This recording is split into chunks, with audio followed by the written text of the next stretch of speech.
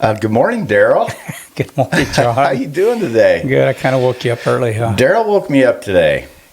We work completely different shifts, and Well, you ended up working later than you planned I last did. night, Yeah. and I was off. So I heard my phone ringing early this morning. It's like, shoot. That might not be what I said, but anyway, I'm awake now. I was just telling Darrell I'm plowing through the coffee this morning. Well, And it seems to be helping. does it? So that's a good thing. I told the lady I didn't want it dirty. I wanted filthy. 3 shots, not 2. That's a good way to do it, man. Yeah. Oh, But- wow. Anyway, so hey, so I haven't been together for a week or so, but Yeah. it's August. I tell you what, I woke up in the mountains the other day, and it smelled through the fire and the smoke. It kind of smelled like A little fall. a little dewy, just Nice.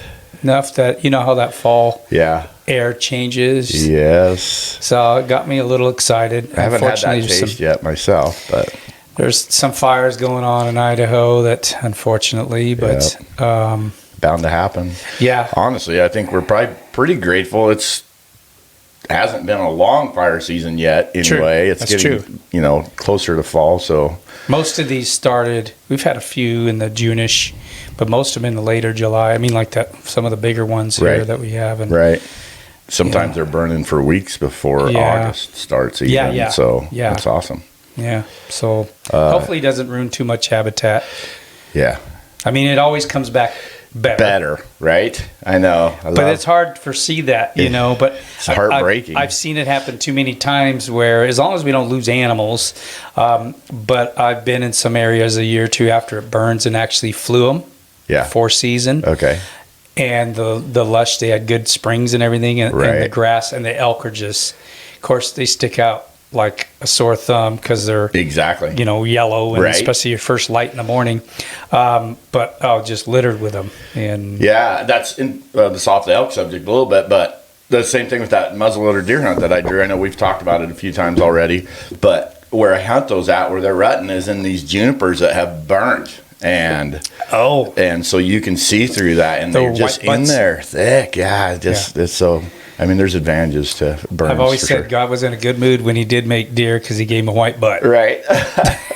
That's no How kidding. many times, if that's all you spotted from a long ways, was just That white, yeah, exactly. No, 100%. And that sun hits that sometimes in the early morning. It's Yeah. like, bam. And elk, I mean, they stick out. Oh, yeah. big time. Yeah. But pretty excited. I've been keeping in contact with Mark Carlton from Native By Carlton Calls, and our calls, our season hunter logo calls, will Right. be here probably next week. Yeah. And- Have we even talked about those? I know we've talked about having some stuff to give away, but did we talk about those specifically? I don't recall. Well, when we get them in, we will be giving some away. But I mean, and also if you go on the website and put Seasoned Hunter, one word caps, Seasoned Hunter 20, you'll get 20% off anything that is on their website. Awesome. So that our calls will be on his website as well? Is that I think I'm not for sure if he's putting ours on there or not, but Okay. I know all of theirs will be. And then, they can get some from us too, as far as because we will have some. I'm not sure. Totally appreciate whatever they do, right? and By far. and so I'm not sure what all. Yeah. It's so busy right now. and Yeah. they got a lot of really exciting things coming up in the hopper. Hopefully, some of it will hit this year, but I know next year. I know one thing that Mark and I, last time we chatted, just recently, they've got different size frames, a little more variety of frames. And I was actually talking to a guy earlier today, and he was telling me that the challenge he has with diaphragms is finding the right size frame, and also gals and the younger hunters is the frame size, and so Okay. we're going to have smaller frames. Oh, cool. We already do have some, but they're I believe it's going to be 3 different sizes is what it is. Oh, awesome. So yeah, it'll help accommodate different pallets. Yeah, I wasn't aware of that. That's super cool. And as always, I mean, this tape on this Rip It series, I mean, it's the most durable tape. And I can't tell you, like doing shows and talking to people, how many times they complain about other brands, just the longevity of the tape. I mean, falls apart a lot of times in one hunt. And I've had some people even tell me within a day or two of hunting it falls, because pretty often you just keep it in your mouth. Yeah, exactly. Yeah, but this tape, it's the best tape not because we're partnered up with Native and not because I've been a part of them for years, but it's just awesome tape. Yeah. So. Well, I imagine over the years you've used enough different ones to know the difference between a good tape and bad tape. And when I first put this in my mouth, it is a little bit different feeling, because it is maybe a little bit stiffer, for lack of better words, in there, but it don't take long to adapt to your palate and to your mouth. Right. So, yeah, I'm excited about getting some of these new frames in, because he's going to be sending us some of the different frame sizes, and he says you may find that, unbeknownst, that a smaller frame actually does fit you better. Yeah. So it'll be interesting for us to give those a try. No, I agree. And then, as always, they got custom calls. There's a big assortment of them. I just brought a few. That one on next to you with the ivory. That is awesome. It's beautiful. It's been a couple years back. Wayne, when they were going to come out with them, Wayne says, "Send me an ivory." So I sent an ivory, and so that's your ivory. Yeah, it's an ivory off a bull I killed, and they have a silversmith that makes the band. I got this one honestly more for show. I mean, it definitely works at everything, but I displayed it in my trophy room, and I had Wayne sign the box and everything. And, that's cool. And with him being who he is, when I say who he is what he's done for the diaphragm industry. Years and years ago, first person to ever make an elk sound with a diaphragm call.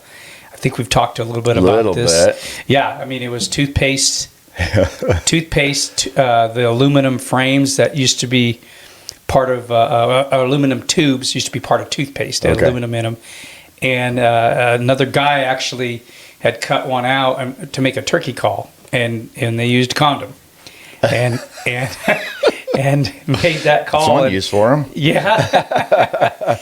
But it didn't even have tape on it or anything back then. Really? And I don't want to say wrong. I know we're going to have Mark on here, and we'll have him talk a little bit more about it too. But I know that Wayne started playing with it and being, and if you know Wayne at all, he's always thinking, that guy, always thinking. Yeah. And I can remember spending time around him and having him making some, early in the morning, making some funky noises with either his mouth or a diaphragm call to wake everybody up. Right. He's definitely the early bird. Yeah, definitely. So yeah, awesome guy. And yeah, the carrier that we got there that's really to keep your diaphragm calls in, that's super handy. That's really cool. Yeah, super cool. So there's a complete line there that, like I said, if anyone wants to go on there and yes, I am. I know normally we talk a little bit about our sponsors and stuff, but in this situation here, like it says, Season Hunter 20 will get you 20% off, and you'll be happy. I know you'll be happy. I'm super stoked. We're gonna have calls with our own personalized calls to give away to people and stuff. That'll be cool. I'm stoked. And we got that red line stuff. We will probably be getting rid of that here in the next couple episodes.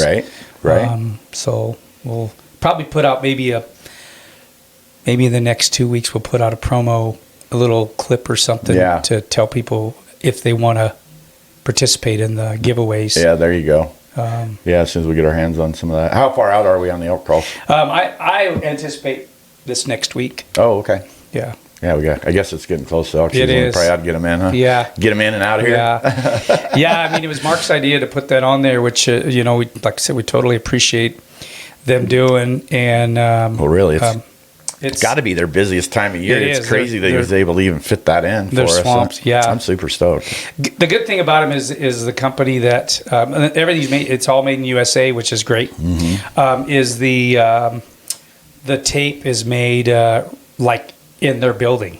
The guy that does the tape and everything. Oh, okay. Yeah, they just kind of put their heads together. And Where are they based out of? Montrose. Colorado. Colorado. Okay. Yeah. Yeah. Very cool. But Wayne originally was from Florida. Yeah. And he was in the pest control business. Okay. Before that. But yeah, he's been there for a lot of years. Right. Wayne Carlton Calls was started back in the early 80s when, like I said, he was the beginning, the man, and where we are today.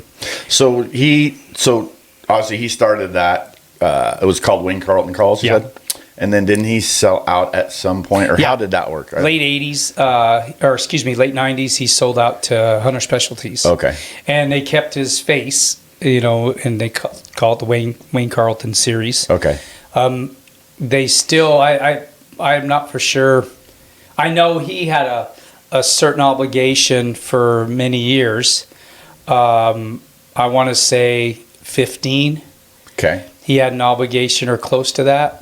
Maybe 20, I don't know, but I guess probably 15-ish, yeah. He had an obligation to be their face. Okay. And when that obligation was up, and Hunter Specialties, I think, had actually changed hands twice by then. Gotcha. From when he originally started, or originally sold. And Mark had been building calls for years. Mark's a great Mark's son. builder. Yes, Yeah. Mark's his son. And they decided to do Native by Carlton, and Mark's kind of, for the most part, heading it up. Wayne's kind of the face again. Sure. Right. As he'll always be. Right. So yeah, in this year, they come out with one of his original vintage or grunt tubes, I should say. Okay. Which we have some of those coming for us cool. to give a whirl this year. Yeah. I think I have one somewhere packed. And with my moving and storage units and all that stuff, someday I'll probably find it. Right. Yeah. You don't really use grunt tubes too often, do you? Sometimes. I always got one with me, and I there's time and place for obviously everything, and learning to read the animals is such an important thing. And most of the time it's trial and error. Right. No kidding. And there's times where I've bugled in just like full rut opening day or the next day. Just screaming. And then a lot of times, if you can kind of sound like a frenzy, a bunch of elk and like a hot cow and cow calls, bugles and everything, that'll get bulls excited. Okay. But you never know what the bull's actually thinking, and some it just triggers and some it don't. So you gotta kind of play it out and kind of see how the bulls react. And I usually don't start too aggressive, but I know guys who do, and it works. Yeah. So, and maybe theirs works more, and I certainly don't know it all. I feel like the situation will dictate what's going to work and not going to work as well, right? Like, I don't know, sometimes, like say, bugles work, sometimes they don't. Yeah. So do you find yourself ever using like more than one call at a time, trying to sound like a bunch of different elk? Oh yeah, or how's that? Yeah, I've used a handheld one plus a diaphragm just to sound like more, and then throwing your hand around to throw your calls around, turn your grunt tube back if you want to sound like a little squealy bull, like a wannabe bull, one that thinks he's badass, but he isn't even big enough to maybe even have a cow around. But those sometimes are the easier ones to call in, don't you think? Well, yeah. They are. Yeah, especially when there's a dominant bull there and you got those satellites around. It most of the time doesn't take much to call off a satellite bull with some cow calls, especially. Right. A lot of times they're afraid to get their butt whooped, so they may not come and do an aggressive call. But those are the ones who will come in silent too, so you always got to be ready. Yeah, that's true. I've had this happen, and maybe you, where you're just calling, not really thinking, not ready to shoot. Yeah. And one walks in. Yeah. Quietly. Yeah. And you're caught with your pants down. Right. Yeah. I've had that happen many times. So I always try.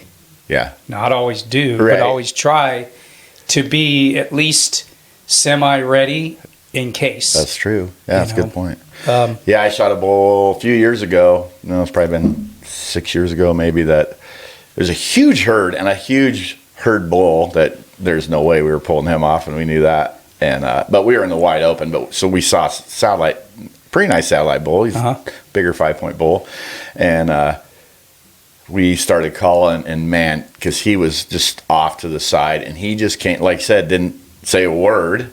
But he came on a string, right, and we set up a decoy too. And when we were calling, and he saw that decoy, he just came right to us. And then we, of course, had the decoy past me. So, and I had we were out in the wide open. There was one sagebrush, of course. I didn't plan that out very well, but anyway, I was able to hide behind that, and he just walked right past me, and I plugged him as he walked by at like 40 yards or something. It was cool. Nice. That was fun, yeah. But yeah, you're right. They oftentimes won't say a word on their way. But yeah, it depends on the pressured area, you know, how pressured the area is too. Right. You get I know some of the units, some of the areas, some of the states, you know, where they're real limited tags. You know, it's a little easier to call them. Yeah, and that's true. It gets pretty exciting too, because they're not afraid to, where they can be call shy. And certainly the wolves haven't helped for the states, you know, where people are had them introduced in those states, you know, that can shut them up too. So I am an opportunist, you know, when it comes to that. I call when needed. Right. But even, you know, this year planning on, I'm going to hunt out of a tree saddle around a wallow. And I totally plan on still throwing out some calf calls and maybe a smaller bugle. Just, you know, sometimes a bugle though will intimidate a bull, but a bigger bull most of the time won't be intimidated. But there's times too, once the bull gets some cows early in season, I think a lot of people look over it and they think that the later season, when they're viewing the classic video you watch or DVD or whatever, they think that's the way it always works. What a lot of people don't realize, and some are on public land, but there are some video series out there that I know that they're paying thousands and thousands and thousands of dollars to go hunt on private ranches, and nothing against that at all. Right.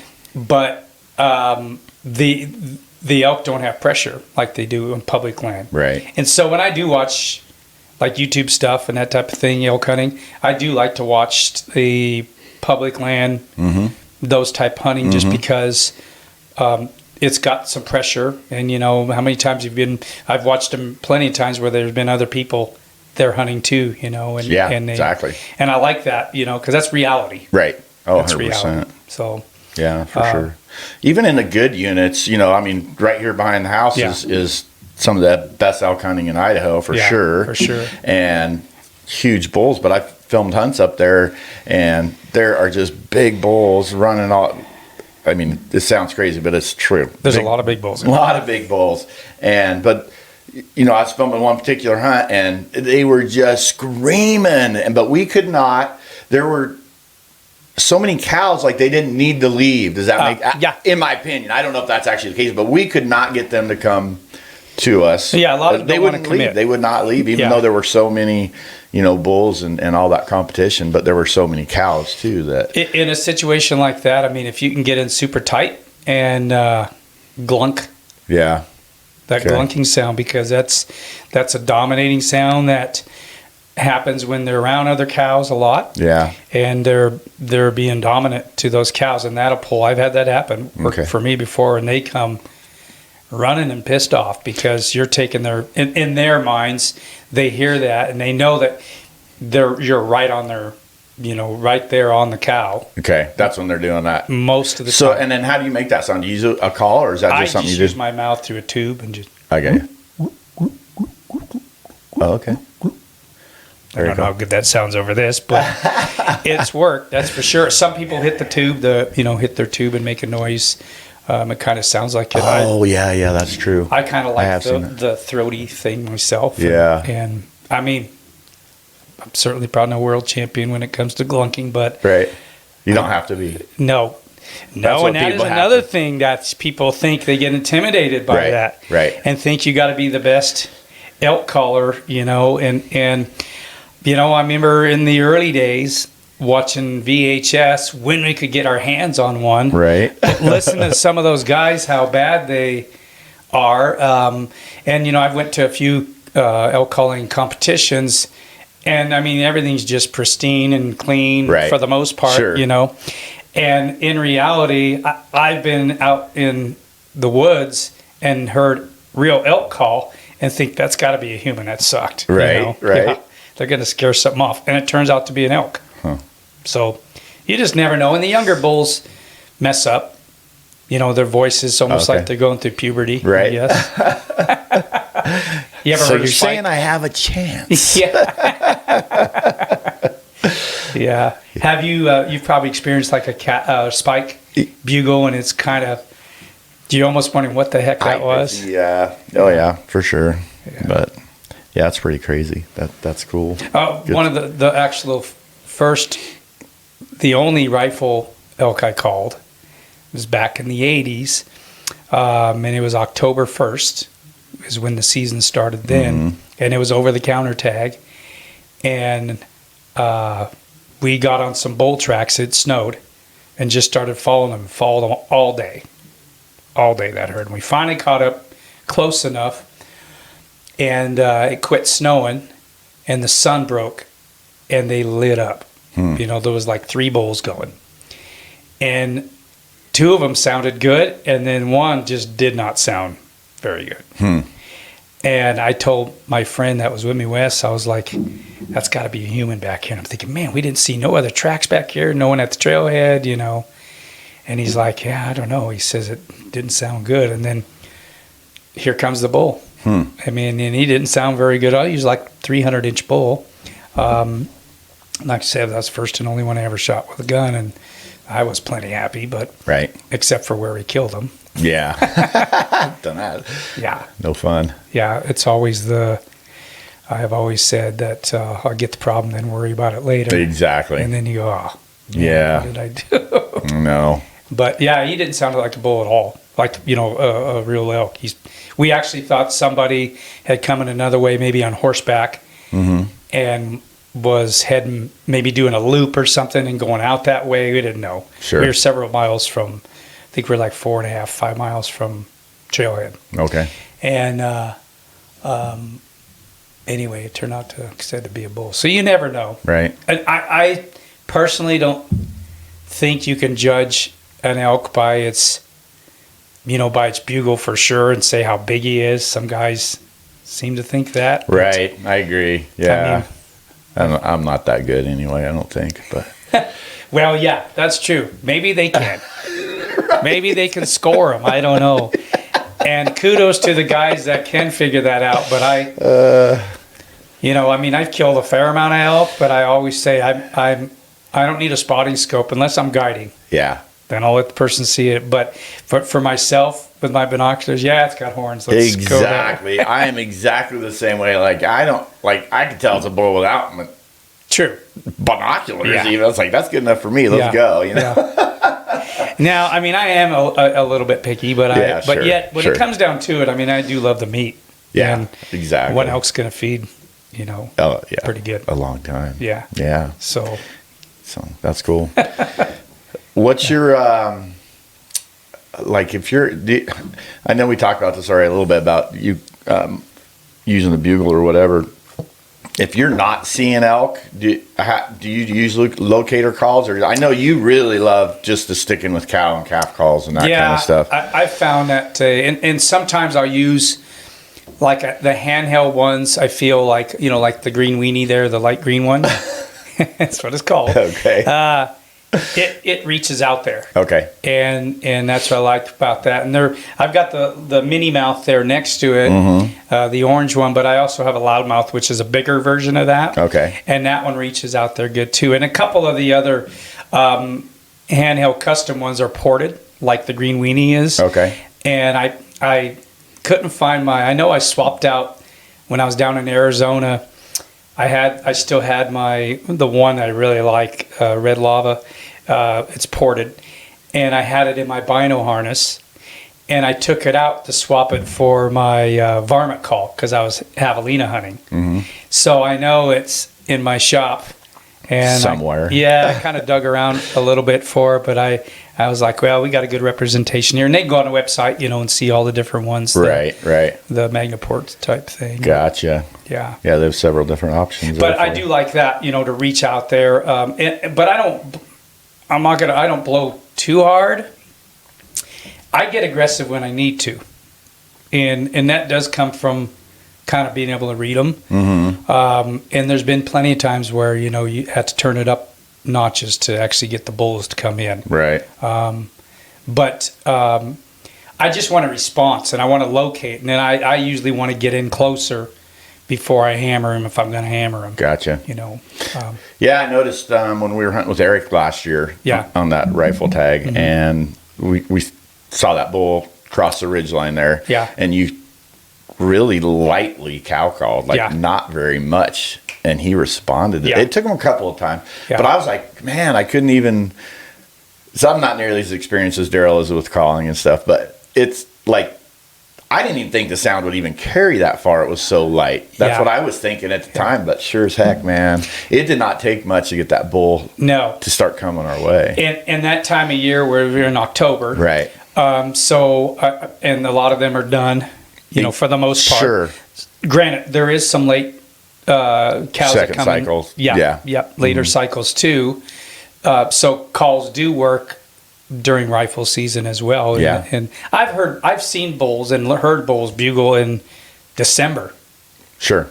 Yeah. But they're just kind of herd talk. Right. So it does happen year round. Yeah.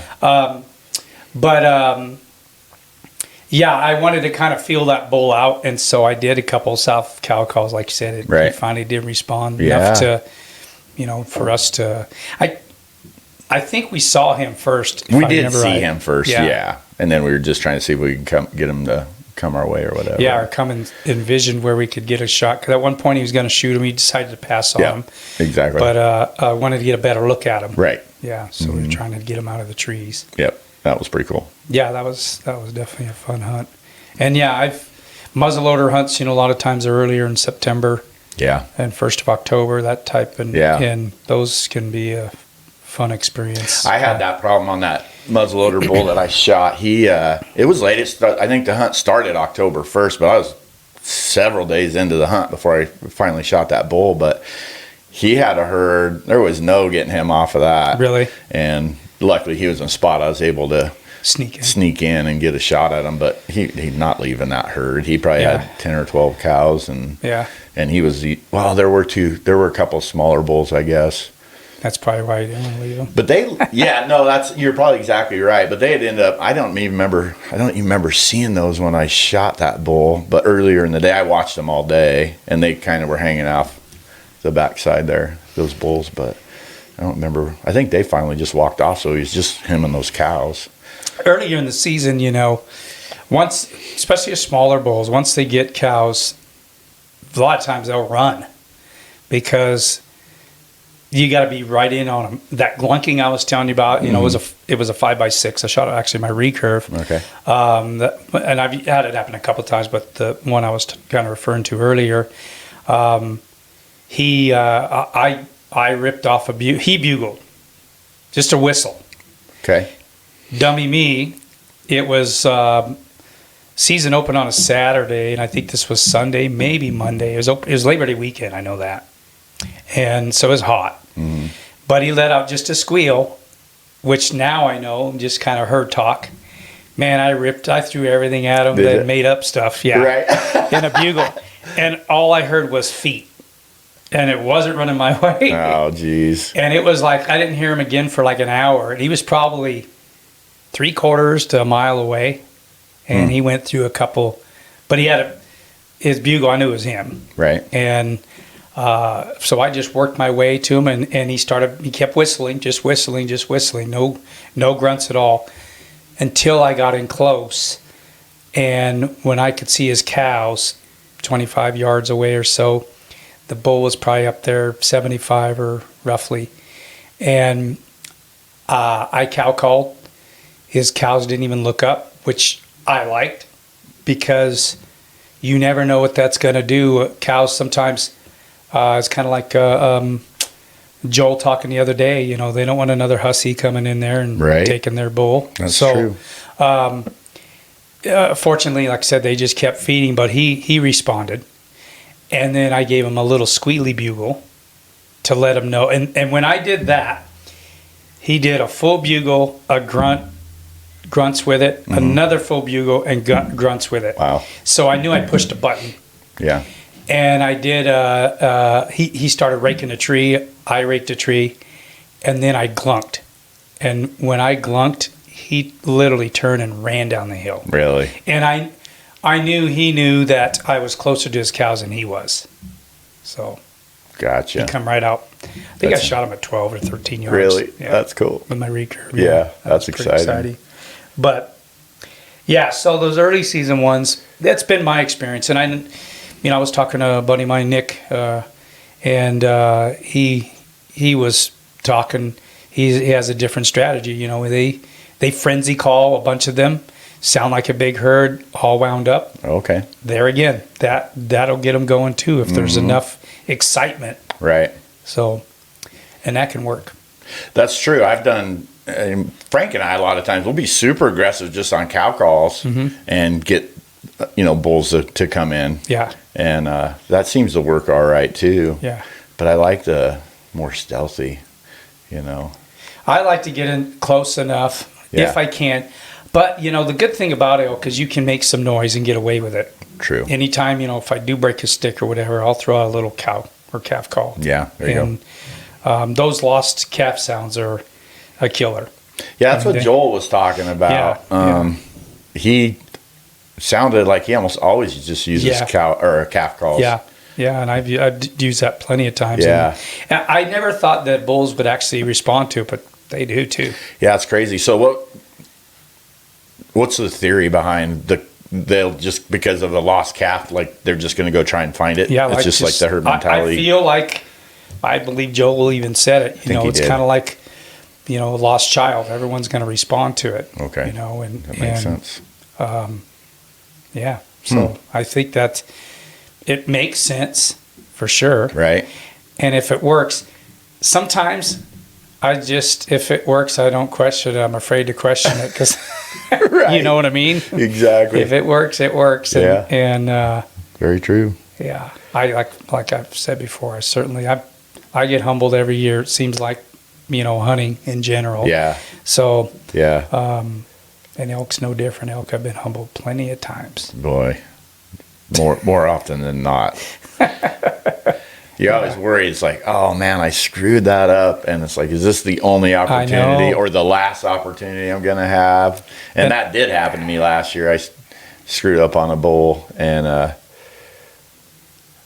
it turned out to be the only opportunity I had. Well, actually, I take that back. I did have one other opportunity, and I screwed both of them up. And that's all ended up happening, right?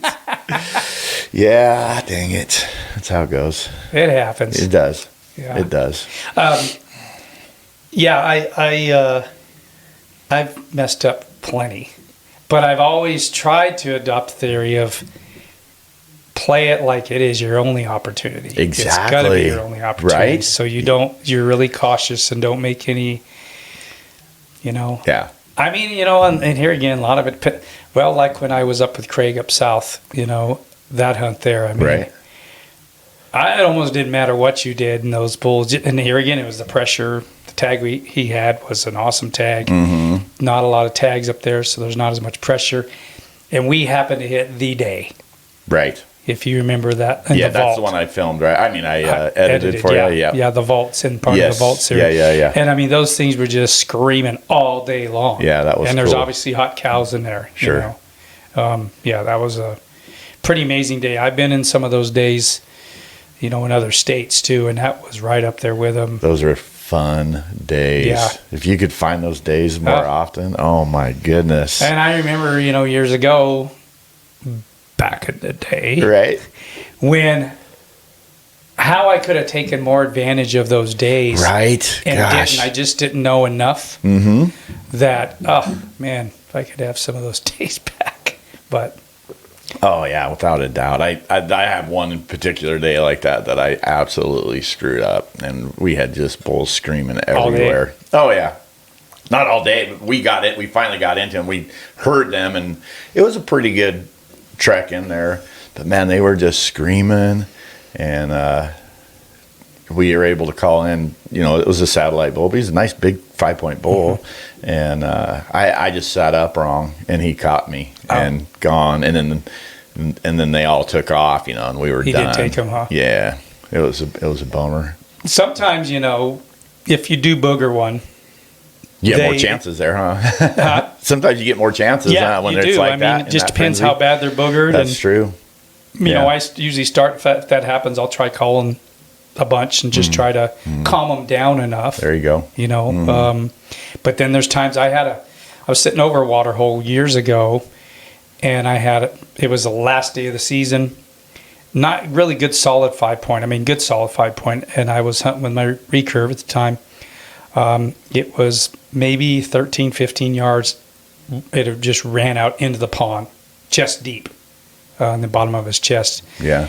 And I'm thinking, this is happening. Right. It was probably, they come running in to that water. Like, I'm sitting there and it's quiet. All of a sudden, I just hear all these feet. Like an antelope? Yeah. Like the antelope birds come running in, yeah. And I think there was 7 or 8, and they just come running in, and he just plowed right in there. All the cows stayed along the edge. And then the calf walks in, or runs in, between me and the bull, so I can't shoot. Oh, shit. Like 12 feet. And stands there looking at me, and they're all drinking, and it barked. And I'm trying to stay still, but I'm sure my broadhead, which was closer, was going like that. And the first time it barked, they just kind of looked up a little bit and then put their heads back down. The bull never stopped drinking. He kept drinking. Because I could see the bull's head from... Sure. But the cow's in the way, or the calf's in the way for the shot. Right. Anyway, she did it again and then took off running. When she did, they all got just enough to drink. And we're just gone. It happened so quick. It was seconds, less than a minute. I know it was less than a minute. Really? And I stood there like, really? That just all happened? And that was my, it was getting close enough to dark. That was it. It was the last day of the season. So I went home and made a broth and put my tag in there and had a nice soup. Oh, that sucks. I've had him do that before we were in elk hunting. You're sitting antelope hunting, actually. And a whole freaking, I'll try and remember to post this video because we filmed it all. I don't know. There's 20, 25, 30 elk, whatever, and one really nice bull. And they just came right into the water hole. Yeah. Nothing we could do. It was fun. It was awesome to film and watch and that kind of stuff. So... But that part was super cool. But they stayed there for quite a while. You know, we didn't get it any. In fact, actually, let me think about this. I think Frank, it was a long hole. We had 2 blinds set up. I was in one, and Frank was in the other one. Okay. And an antelope came in, and he shot an antelope while those elk were standing there. Actually, now that I'm thinking about it, yeah. Oh wow, it was super cool. Yeah, yeah. I spent the night in a blind in Nevada one time, and in the middle of the night. In fact, it happened a couple times at night.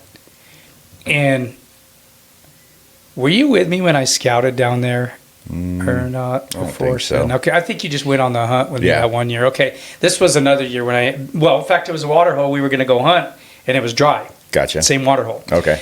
But when I went and scouted, I saw hundreds of cows and small bulls.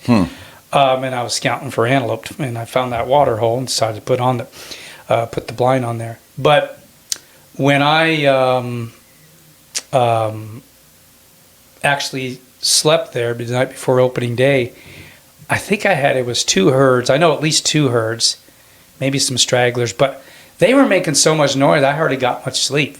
Wow. And they were right by my blind. That's awesome. Within feet of my blind. Yeah. The wind was just blowing enough, and I was all scented up and everything. And I figured that they would end up barking and running off because they might smell me, but they never did. And it was kind of cool to listen. Listening to when you can get in cows like that and hear all the different sounds they make. It's you can learn some things too. Yeah, no kidding. For sure. Yeah, that's very true. Yeah, you just pay attention to what they're doing and saying. You Yeah. can learn some stuff. That's a good point. I do know I talked about this, I believe, on another podcast, how a year that I was being picky, I had several opportunities to shoot bulls, but I was passing them up. My goal was a 6-point that year, but I learned so much, and a lot of it was like the sounds they make and the patterns that they do, and pay attention to all that. There's probably some advice I can give you. Is that great advice? Because those things may come in handy later on. Or, exactly. You hear cow sounds and see it, and the bulls will react to it. Try to emulate those. 100%. Yeah, that's a great point. Yeah. So, especially if there's big herds and you're trying to figure out how to pull one off, if you can see what's working. Yeah. Like maybe pulls a satellite bull or whatever away from a herd. I don't know if I've ever talked about this or not, but I know I've told the story. My duck hunting, I don't claim to be by no means no professional duck caller. Right. But I get the job done. And I remember I was making my noises and I was killing ducks, blah, blah, blah. But at that time, I was only shooting drakes.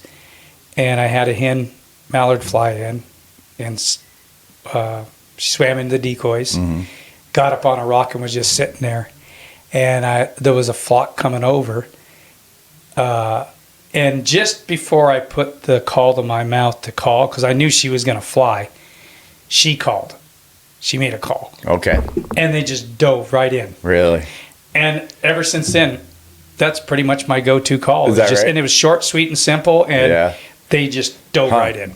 That's cool. And they're up there. They weren't like super high, but they were high enough. I mean, they just dove right in. Huh. Maybe they saw her. I don't know. But sure. But I know it works, Right. So same thing with elk. Really no different. That's a good point. Yeah. Very true.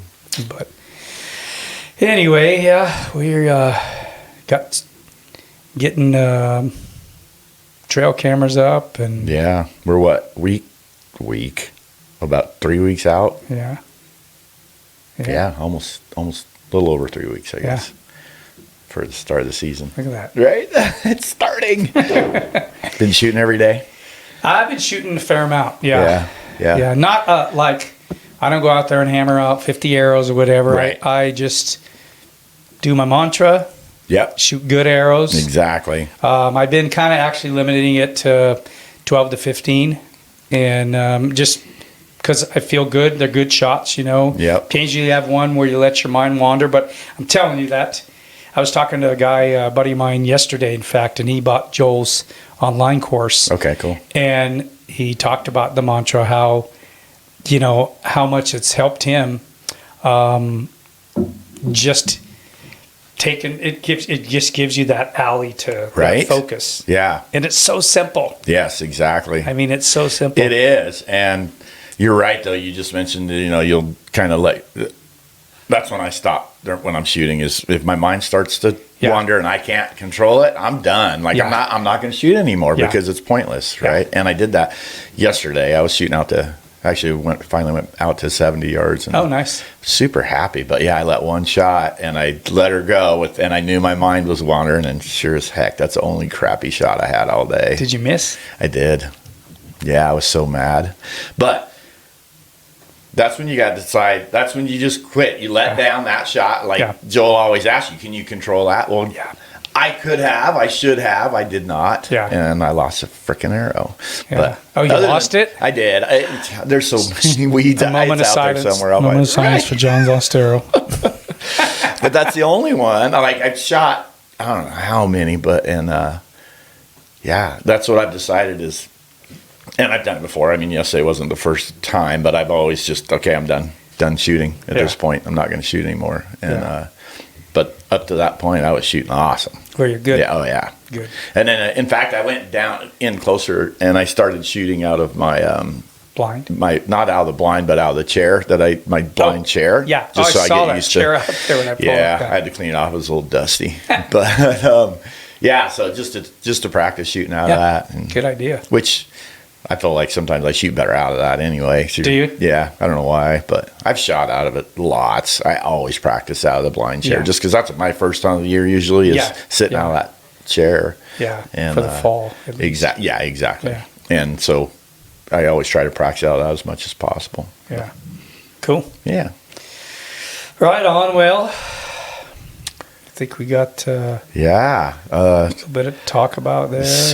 I am super excited about our calls we're going to get. That's just so awesome for them to do that for us. And, I've been, I don't know about you, but I've been, my exercise has definitely been with like a pack on and. Oh yeah. No, 100%. Yeah. I'm hammering every day. Yeah. You just, as seasoned hunters, you have to do that to stay in shape, right? Or you're going to pay the price. Yeah. So I've been trying to keep up on just like stretching, doing some good push-ups, and then in the evenings, and I can take a good walk or hike. And I'm fortunate here because I have my whole little home gym that's pretty awesome. Yeah. And I just you live far enough out here that it'd be a lot to go into town every day to work out. Yeah. Yeah. You just wouldn't do it.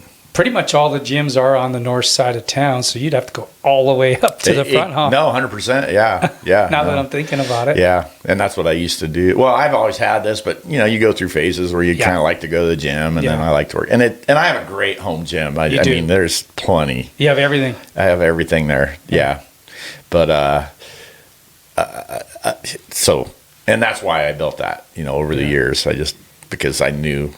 I mean, there's times where you just don't feel like going to town to do that stuff, living out of town. Extra half hour. I mean, oh yeah. I mean, in reality, plus your workout or whatever. Yeah. And if you have to go to work.